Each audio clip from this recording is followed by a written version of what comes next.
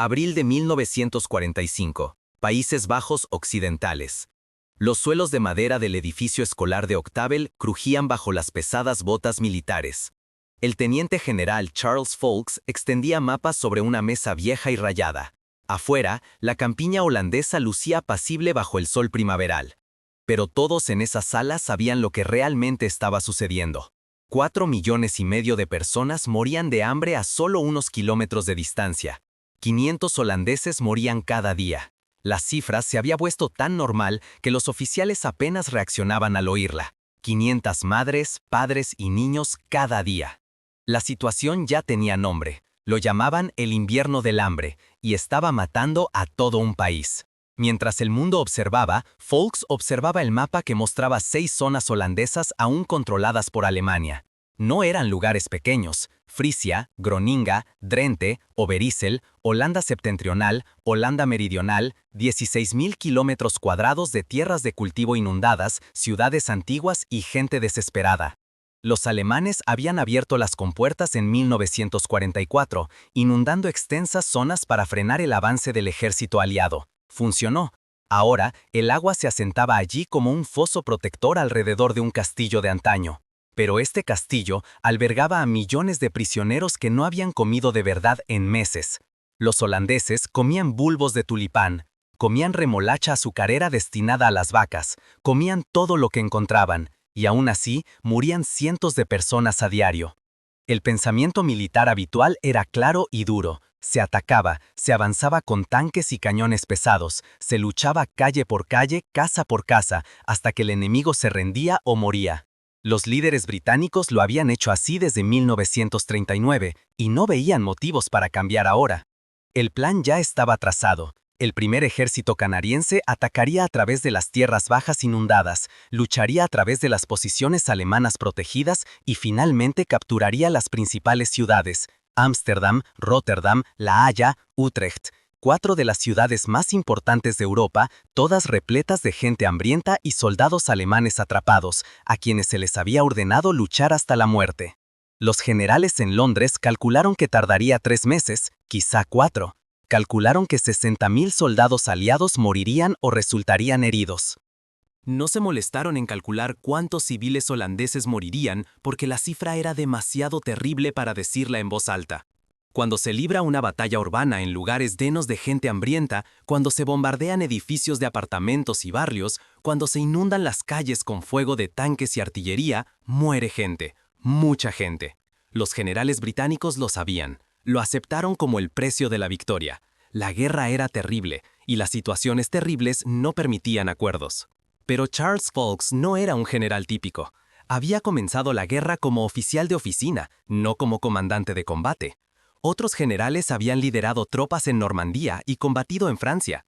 Foulkes había pasado años tras escritorios estudiando suministros y planificando operaciones. Los oficiales de combate de carrera lo menospreciaban. Lo llamaban un general de papel, un soldado de escritorio, alguien que entendía el papeleo mejor que los campos de batalla. Cuando sugirió algo diferente, algo que nunca se había intentado antes en toda esta guerra, lo despidieron inmediatamente. Foulkes quería negociar. No una rendición ni un alto el fuego, sino algo más extraño y complejo. Quería ofrecerles un trato a los alemanes, que los civiles comieran, que los aliados les enviaran comida. A cambio, los alemanes no derribarían los aviones. Luego, una vez que la crisis de hambruna terminara, hablarían de rendición. No porque Hitler lo ordenara, ni porque Berlín lo ordenara, sino porque tenía sentido. Porque 120,000 soldados alemanes estaban aislados en los Países Bajos, sin suministros, sin ayuda y sin esperanza de victoria. Porque la lucha mataría a cientos de miles de personas sin ninguna razón militar. Los generales británicos lo calificaron de insensato, ingenuo y peligroso. Los alemanes no negocian cuando aún tienen ejércitos activos. Los alemanes luchan hasta morir o ser capturados. Eso hicieron en Berlín, eso hicieron en todas las ciudades, desde Stalingrado hasta Aquisgrán. Las órdenes de Hitler eran claras: luchar hasta la última bala, quemarlo todo, no dejar nada para el enemigo. El Führer había dado órdenes claras sobre los Países Bajos. Si los alemanes no podían mantenerlos, debían destruirlos, inundar más territorio, volar los puentes, quemar los puertos, asegurarse de que los aliados no recibieran más que ruinas y cadáveres. Pero Fawkes había estado leyendo los informes de inteligencia que otros ignoraban. Los comandantes alemanes en los Países Bajos estaban atrapados. Sus líneas de suministro llevaban meses cortadas. Consumían los mismos bulbos de tulipán que los civiles holandeses. Los trenes no podían llegar hasta ellos. La Fuerza Aérea Alemana había desaparecido. Berlín había dejado de enviar órdenes coherentes porque la propia Berlín estaba rodeada de tanques soviéticos. Estos soldados alemanes sabían que la guerra había terminado. Sabían que Hitler moriría en cuestión de días. Sabían que luchar ahora significaba morir por nada. El 28 de abril, Fawkes envió un mensaje por canales secretos. Un mensaje sencillo al general Johannes Blaskowitz, comandante de las fuerzas alemanas en los Países Bajos. Hablemos. No sobre las condiciones de rendición, ni sobre posiciones militares, sino sobre comida, sobre cómo mantener a la gente con vida, sobre cómo encontrar una manera de acabar con esto sin convertir las ciudades holandesas en cementerios. El mensaje se difundió a través de combatientes de la resistencia holandesa que habían estado operando en secreto durante 5 años. Llegó al cuartel general de Blaskowitz en cuestión de horas. El general alemán lo leyó 3 veces. Había sido soldado durante 30 años. Había luchado en Polonia y Francia. Había comandado ejércitos por toda Europa. Nunca había recibido un mensaje como este. Los aliados querían negociar mientras aún controlaba 6 provincias y comandaba 120.000 soldados armados. Querían alimentar a los civiles en el territorio que controlaba. Querían hablar antes de que comenzaran los disparos. Todo su instinto le decía que era un truco, una trampa. Los británicos intentaban penetrar sus defensas antes de lanzar su verdadero ataque. Pero Blaskowitz también sabía algo que los fanáticos de las juventudes hitlerianas y los oficiales de las SS no entendían. Sabía que la guerra había terminado. Sabía que Alemania había perdido. Sabía que luchar ahora significaba ver a niños holandeses morir de hambre mientras adolescentes alemanes morían defendiendo ruinas. Había recibido órdenes de Berlín de luchar hasta el último hombre. Había recibido órdenes de destruir todo lo de valor. Había recibido órdenes de convertir los Países Bajos en una tumba. Y por primera vez en su carrera militar, Johannes Blaskowitz consideró hacer algo que podría costarle la vida a su propio bando. Consideró decir que sí. La sala de reuniones se preparó rápidamente. Oficiales canadienses se sentaron a un lado de una larga mesa de madera. Oficiales alemanes se sentaron al otro lado. Afuera, miles de soldados de ambos ejércitos esperaban con armas cargadas, listos para empezar a matarse en cuanto fracasaran las conversaciones. Todos esperaban que fracasaran. El desafío era enorme. Fawkes no solo intentaba alimentar a una ciudad o provincia, necesitaba entregar alimentos a 6 provincias enteras que abarcaban 16.000 kilómetros cuadrados. 4,5 millones de personas necesitaban comer, y necesitaban hacerlo pronto, o el número de muertes aumentaría de 500 a miles al día. Los canadienses habían hecho los cálculos. Necesitaban entregar 1,000 toneladas de alimentos cada día solo para mantener viva a la gente, no sana ni bien alimentada, solo viva. 1,000 toneladas significaban cientos de vuelos, miles de paquetes y un trabajo en equipo perfecto entre fuerzas que llevaban 6 años intentando matarse entre sí. Blaskowitz llegó en un coche del Estado Mayor con otros 3 generales alemanes. Tenía 57 años, era alto y delgado, con la postura rígida de un oficial prusiano. Había comandado ejércitos cuando la mayoría de los canadienses sentados al otro lado de la mesa aún estudiaban. Llevaba sus medallas y su uniforme perfectamente planchado, a pesar de no haber recibido suministros nuevos en meses. Cuando entró en la escuela, miró a Fawkes con la mirada fría de un soldado profesional tratando de averiguar si esto era real o una trampa. Fawkes habló primero. No perdió tiempo con cortesías ni cortesías militares. Expuso mapas que mostraban las rutas de vuelo. Los bombarderos británicos y canadienses sobrevolarían las posiciones alemanas a 120 metros, lo suficientemente bajo para lanzar paquetes de suministros con precisión, lo suficientemente bajo como para que cualquier alemán con un fusil pudiera derribarlos. Los aviones llegarían de día, estarían completamente indefensos, no llevarían bombas ni armas, solo comida, harina, carne enlatada, chocolate y suministros médicos. Los lanzamientos se producirían independientemente de si Blaskowitz aceptaba o no las condiciones de rendición. La única duda era si los soldados alemanes dispararían contra los aviones que intentaban alimentar a los civiles holandeses. Blaskowitz estudió los mapas en silencio. Sus oficiales susurraban nerviosos a sus espaldas. Un coronel señaló el problema evidente. Las órdenes de Hitler eran claras. Ni rendición ni negociación. Cualquier oficial alemán que colaborara con el enemigo sería asesinado. Las SS ya habían fusilado a generales por menos. Apenas 2 semanas antes, habían ahorcado oficiales en Berlín por sugerir la rendición de Alemania. Si Blaskowitz accediera a que los aviones aliados sobrevolaran libremente las posiciones alemanas, si permitiera esta cooperación sin precedentes, estaría cometiendo traición según la ley nazi. Sería hombre muerto. Pero Volks ya lo esperaba. Sacó otro documento. Informes de inteligencia que mostraban que Berlín estaba rodeada, que Hitler estaba atrapado en su búnker, que el ejército soviético estaba a pocas cuadras del Reichstag. La guerra terminaría en cuestión de días, quizá horas. Nadie en Berlín tendría tiempo de ejecutar a nadie por traición en los Países Bajos, porque Berlín mismo dejaría de existir como gobierno funcional por mucho tiempo. Volks habló en voz baja pero con claridad. Puedes seguir las órdenes de un gobierno muerto y ver morir de hambre a millones de personas, o puedes hacer lo que tenga sentido y salvar vidas en ambos bandos.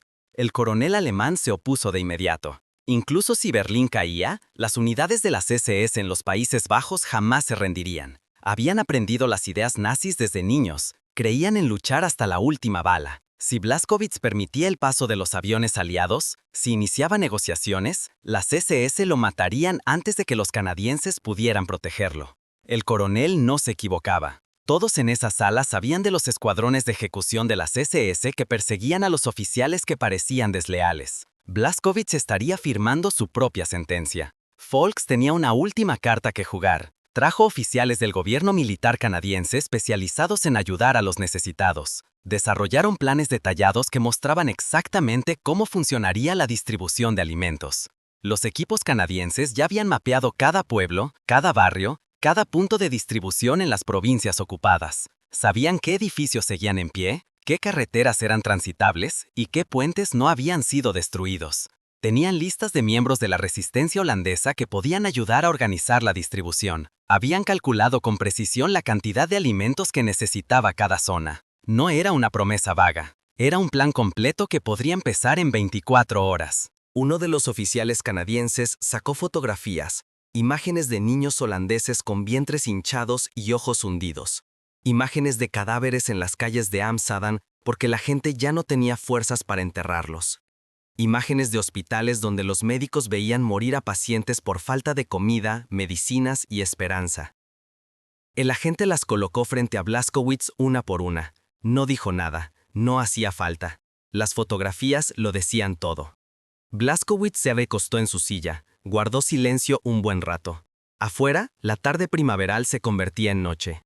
A lo lejos, retumbaba la artillería desde otro frente. La guerra seguía en marcha. Seguía muriendo gente. Pero en esta escuela, en este momento, todo pendía de un hilo. La decisión de un hombre determinaría si millones vivían o morían.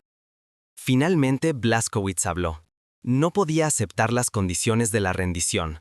Todavía no. Berlín podía estar cayendo, pero aún tenía oficiales que seguirían las órdenes de Hitler hasta el final. Pero podría aceptar un alto al fuego para ayudar a los necesitados. Podría ordenar a sus cañones antiaéreos que suspendieran el fuego. Podría permitir que los aviones aliados lanzaran víveres sobre territorio ocupado. Y mientras esto ocurría, mientras los civiles holandeses eran alimentados, él y Volks podían seguir hablando de otros asuntos, sobre la situación militar, sobre el futuro, sobre la rendición. No fue un acuerdo completo, no fue la liberación incruenta que Volks esperaba, pero fue un comienzo. Fue algo que nunca antes había sucedido en toda la guerra. 2 comandantes enemigos acordaron colaborar para salvar vidas civiles mientras sus ejércitos aún se enfrentaban con armas cargadas. La noticia del acuerdo se difundió rápidamente por los canales militares alemanes. En los cuarteles generales dispersos por la Europa ocupada, los oficiales de la Wehrmacht que supervisaban la situación no entendían lo que estaba sucediendo. Un mensaje capturado esa noche decía: Blaskowitz ha accedido a permitir que los bombarderos enemigos sobrevuelen nuestras posiciones sin resistencia. Solicito una aclaración. Esto contradice todas las órdenes vigentes. La confusión apenas comenzaba. En cuestión de días, todo el estamento militar alemán intentaría comprender cómo se habían perdido los Países Bajos sin batalla. A la mañana siguiente, el 30 de abril, los primeros bombarderos Lancaster de la RAF aparecieron sobre Rotterdam. Volaban exactamente a 120 metros, tan bajo que la gente en tierra podía ver las caras de los pilotos. Las puertas de la bodega de bombas se abrieron, pero en lugar de explosivos, cayeron paquetes. Cientos de paquetes sujetos a pequeños paracaídas. Se deslizaron por el aire primaveral y aterrizaron en plazas, tejados y parques. Los soldados alemanes los vieron caer. Sus oficiales habían dado órdenes claras. No disparen, déjenlos pasar. Algunos soldados no lo podían creer. Se quedaron con los fusiles listos observando los aviones enemigos sobrevolarlos, y no dispararon. Los civiles holandeses salieron de sus casas despacio y con cuidado, esperando una trampa. Encontraron paquetes con banderas canadienses. Dentro había latas de carne, bolsas de harina, barras de chocolate, leche en polvo, comida de verdad.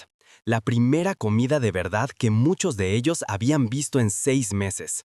La gente lloraba en las calles. Sostenían los paquetes como si fueran de oro. Las ancianas besaban las latas. Los niños miraban el chocolate como si hubieran olvidado su existencia. En 3 días se habían lanzado más de 3.000 toneladas de alimentos. La llamaron Operación Maná, maná caído del cielo. Aviones británicos y canadienses realizaron cientos de vuelos a alturas peligrosamente bajas sobre territorio ocupado por Alemania y no se les disparó ni un solo tiro. Blaskowitz cumplió su palabra. Sus soldados no abrieron fuego a pesar de que su instinto les decía que debían derribar aviones enemigos. La cooperación sin precedentes estaba funcionando.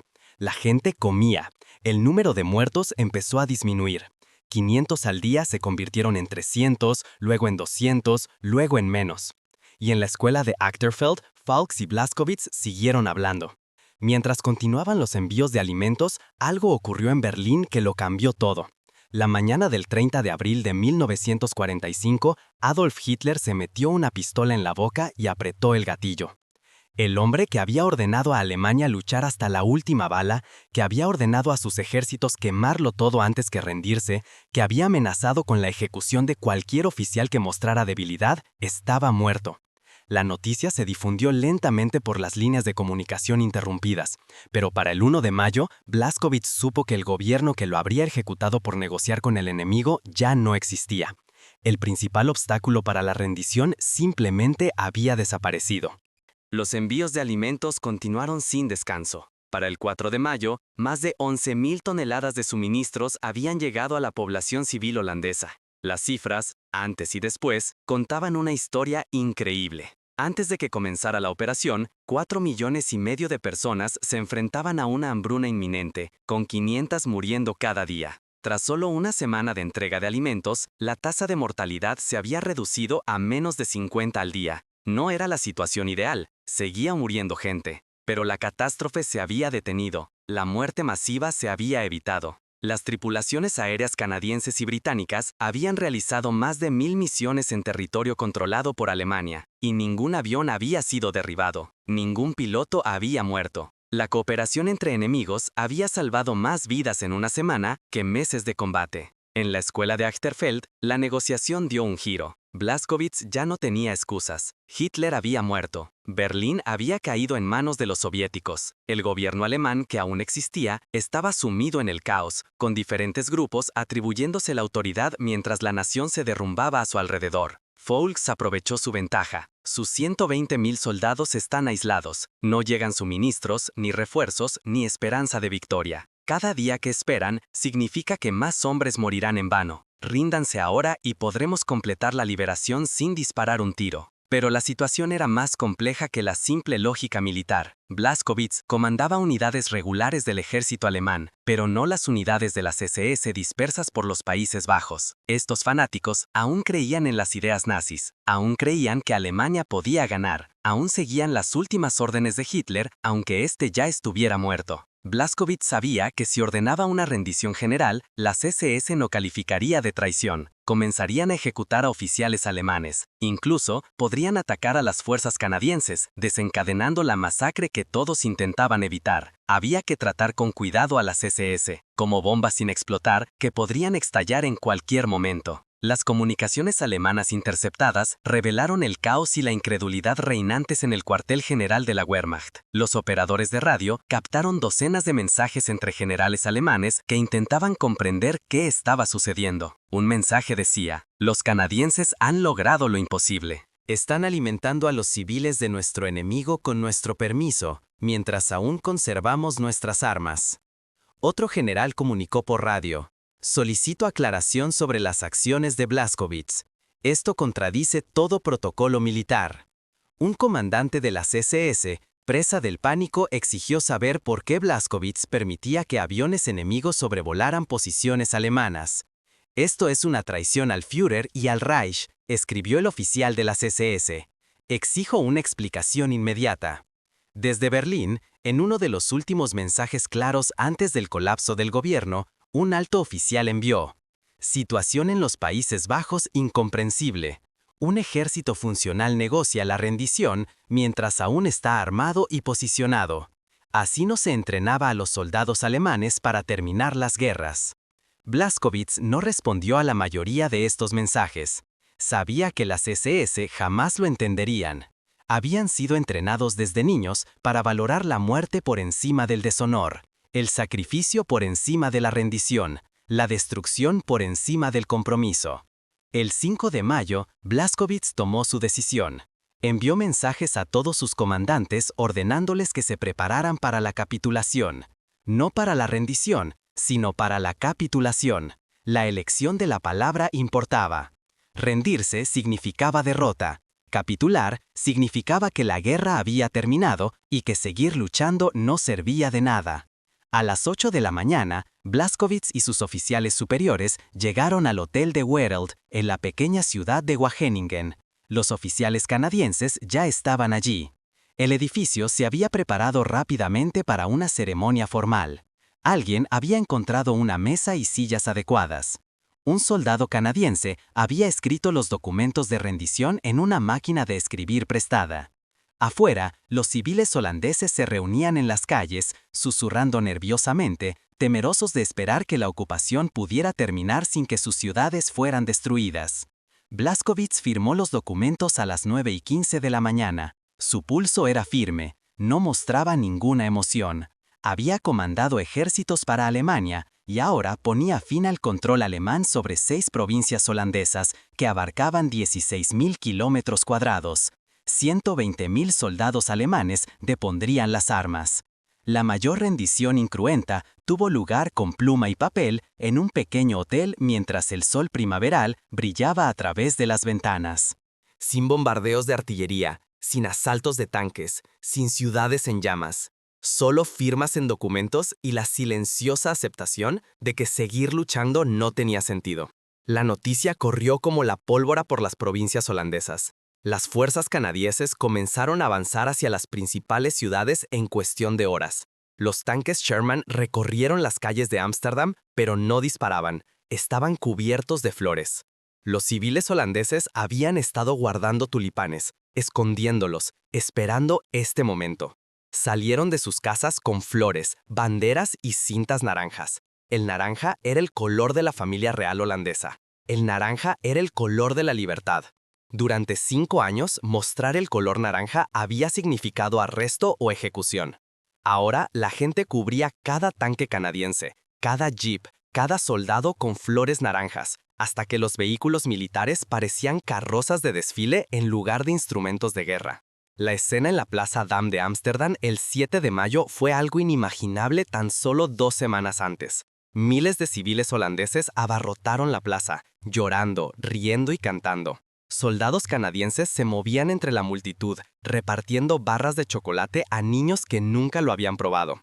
Las campañas de la iglesia de la Nieuwe Kerk repicaron por primera vez en 5 años.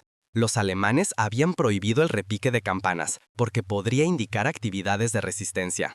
Ahora las campanas sonaban continuamente, uniéndose a las campanas de todas las iglesias de la ciudad, creando una cascada de sonido que resonaba a través de los canales y las calles estrechas. Ancianas se arrodillaban sobre los adoquines y besaban las botas de los soldados canadienses. Niñas trenzaban flores en los uniformes de los soldados. Hombres que llevaban años escondidos salieron de áticos y sótanos, parpadeando a la luz del sol, incapaces de creer que habían sobrevivido. Rotterdam, La Haya, Utrecht, las mismas escenas se repitieron en cada ciudad liberada. 72 horas después de que Blaskowitz firmara los documentos de rendición, las fuerzas canadienses habían ocupado las 6 provincias sin disparar un solo tiro. Las estadísticas eran casi inverosímiles. 0 bajas aliadas, 0 bajas alemanas, 0 bajas civiles en combate. En la misma semana en que 80.000 soldados alemanes y 81.000 soldados soviéticos murieron luchando por Berlín, los Países Bajos fueron liberados sin añadir un solo nombre a la lista de bajas. Pero no todos celebraban. En el caos del colapso de Alemania, algunas unidades de las SS se negaron a aceptar la rendición. Pequeños grupos de fanáticos, en su mayoría jóvenes criados bajo la propaganda nazi, intentaron seguir luchando. Sabotearon puentes, dispararon contra patrullas canadienses, ejecutaron a oficiales alemanes a los que acusaron de cobardía. Las fuerzas canadienses tuvieron que perseguirlos durante las semanas siguientes, pero estos dispersos combatientes de la resistencia estaban condenados. No tenían suministros, ni apoyo, ni futuro. A finales de mayo, incluso los más fieles remanentes de las SS habían sido capturados o abatidos. La liberación era completa. La magnitud de lo logrado quedó clara cuando los equipos del gobierno militar canadiense elaboraron sus informes finales. 11.000 toneladas de alimentos se entregaron durante la operación. Se estima que 100.000 civiles holandeses murieron de hambre. 6 provincias fueron liberadas en 72 horas. 120.000 soldados alemanes fueron desarmados pacíficamente y puestos bajo custodia. En comparación con las operaciones militares regulares en otros lugares, las cifras eran asombrosas. La batalla de Berlín había durado 2 semanas y había matado a más de 160.000 personas para capturar una ciudad. La liberación de los Países Bajos había durado 3 días y no había matado a nadie para liberar 6 provincias. El alto mando alemán, lo que quedaba de él, tuvo dificultades para asimilar lo sucedido. Las comunicaciones capturadas después de la guerra mostraban a oficiales confundidos y asombrados intentando explicar a sus superiores cómo una fuerza militar tan numerosa simplemente había dejado de combatir. La situación en los Países Bajos desafía el análisis militar estándar, escribió un general alemán en su diario.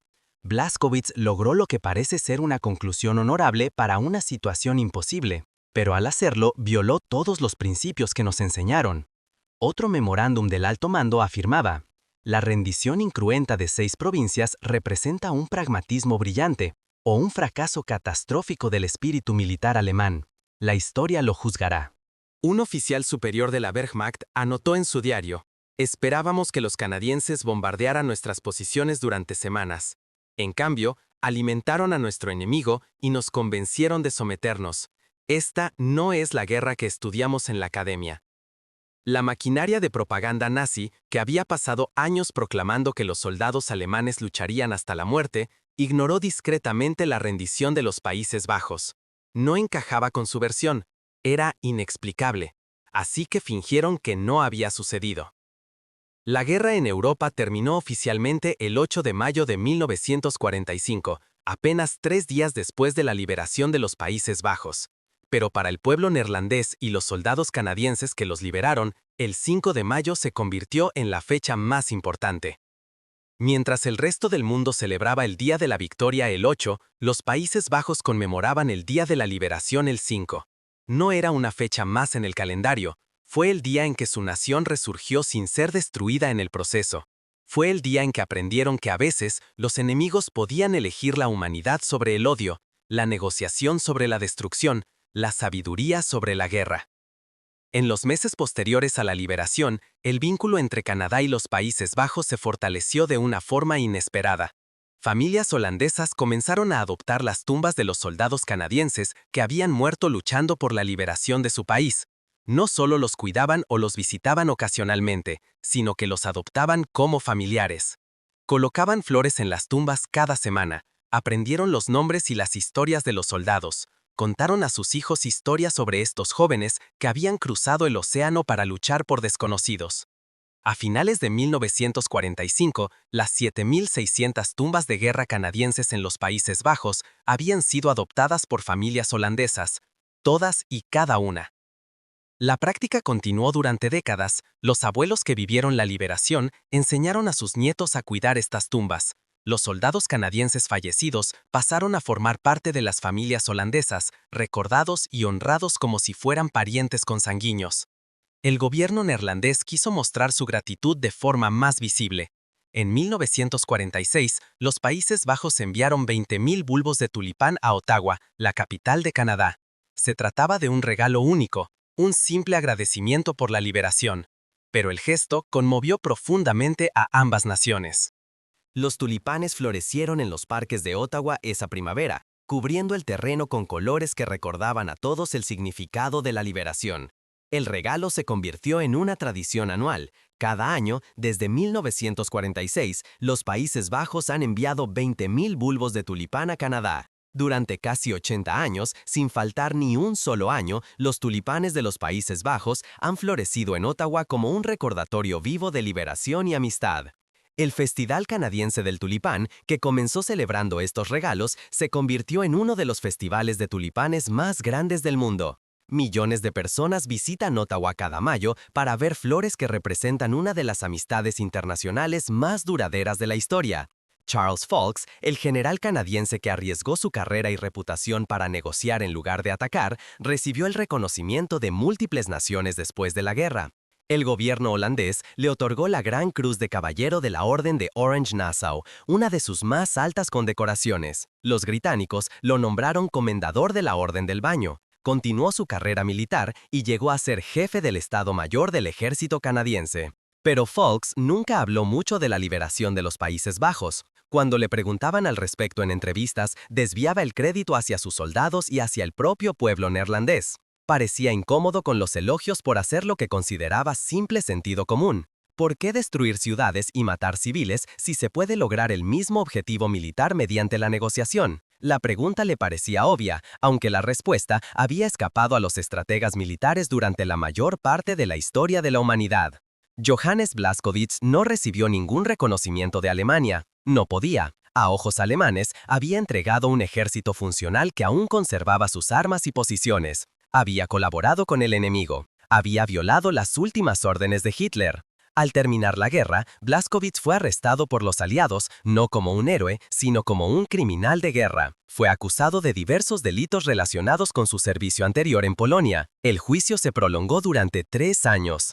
El 5 de febrero de 1948, el día antes de la lectura de su sentencia, Blaskowitz se arrojó desde una ventana del juzgado. Tenía 60 años. Algunos historiadores creen que no pudo soportar la deshonra de ser etiquetado como criminal de guerra. Otros creen que sabía que sería condenado y quiso morir en sus propios términos. El soldado alemán que había salvado millones de vidas holandesas al preferir la negociación a la destrucción, terminó su vida en la vergüenza y el aislamiento. La historia rara vez recompensa a quienes muestran misericordia hacia el enemigo, incluso cuando esa misericordia salva innumerables vidas inocentes. El enfoque que Foulkes ideó en los Países Bajos fue estudiado y analizado por estrategas militares de todo el mundo. Antes de 1945, el pensamiento militar tradicional sostenía que se luchaba hasta que el enemigo se rindiera incondicionalmente o fuera completamente destruido. Los acuerdos negociados se consideraban una debilidad. Hablar con el enemigo durante el combate activo se consideraba peligroso y potencialmente traidor. Pero la liberación de los Países Bajos demostró que había otra vía posible, que los objetivos militares a veces podían lograrse mediante la cooperación humanitaria, que comprender la posición imposible del enemigo podía ser más poderoso que una fuerza abrumadora. Estas lecciones se convirtieron en piedras angulares de las operaciones modernas de mantenimiento de la paz y las estrategias de resolución de conflictos que surgieron en las décadas posteriores a la Segunda Guerra Mundial. Las Fuerzas de Paz de las Naciones Unidas, establecidas en 1948, se basaron en gran medida en la liberación de los Países Bajos como caso de estudio.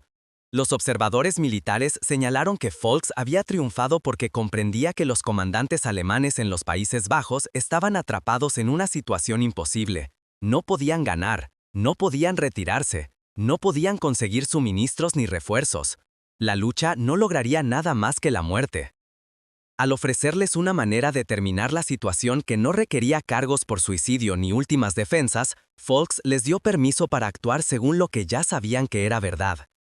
Las operaciones modernas de mantenimiento de la paz adoptaron este enfoque: identificar los intereses comunes, los puntos en los que incluso los enemigos pueden coincidir, y a partir de ellos construir acuerdos más amplios. No siempre funciona. A veces los enemigos solo desean la destrucción del otro bando. Pero cuando funciona, los resultados pueden ser milagrosos.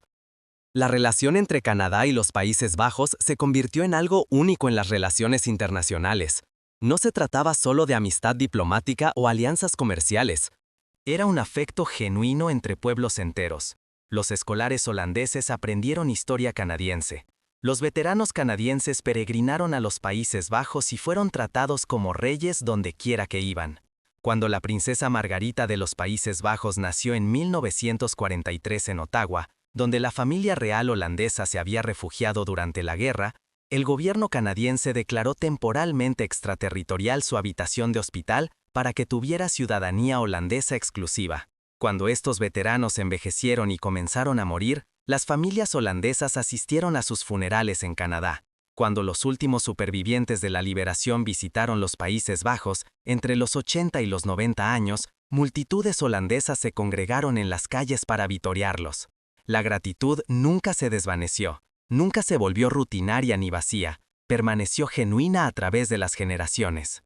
Cada 5 de mayo las celebraciones del Día de la Liberación en los Países Bajos incluyen banderas canadienses ondeando junto a las holandesas. El personal militar canadiense está invitado a participar en las ceremonias. Niños holandeses saludan a los soldados canadienses que representan a la nación que liberó a sus bisabuelos.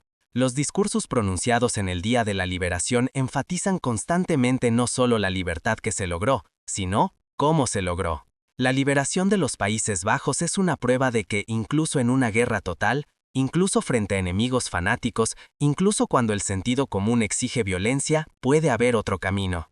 El genio militar no siempre significa saber luchar. A veces significa saber cuándo luchar no sirve de nada y tener el coraje de elegir un camino diferente. Las lecciones modernas de esta historia siguen siendo de gran relevancia. Vivimos en una época de creciente división y conflicto. Las naciones se amenazan mutuamente con la destrucción. Los grupos políticos consideran el compromiso como una traición.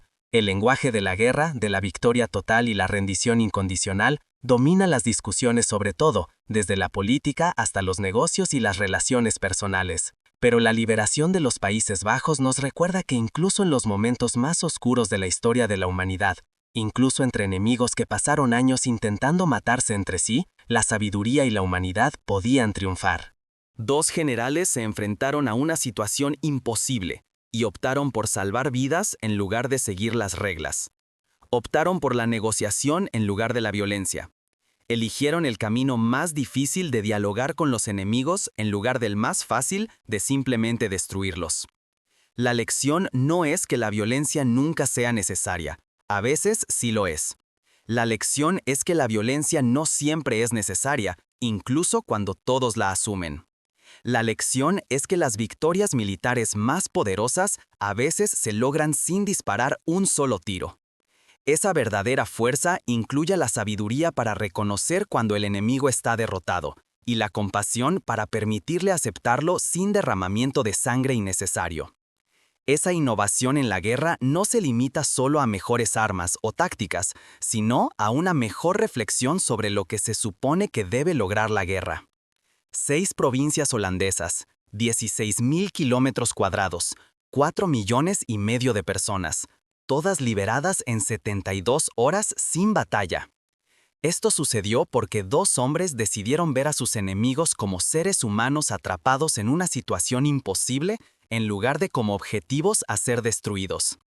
Esa elección, ese momento de sabiduría en medio de la locura de la guerra, creó una amistad entre naciones que ha durado 80 años y no muestra señales de terminar. A veces, las mayores victorias son las batallas que elegimos no pelear.